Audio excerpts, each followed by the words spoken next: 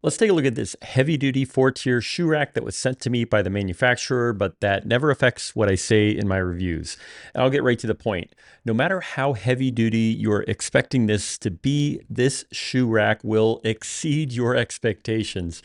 I mean, sure, it says right in the product name, heavy-duty, but I definitely wasn't expecting this.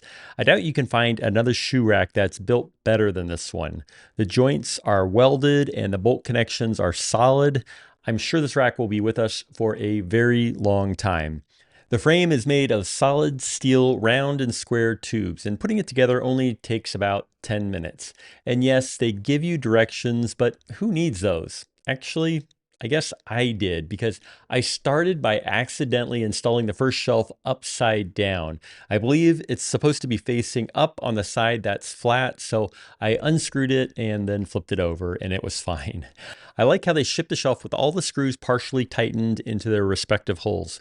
It makes it easy to find the screws. I just finger tightened the shelves at first, and then when they were all in place before snugging down the bolts all the way with a wrench. Okay, and I have to mention one small thing here.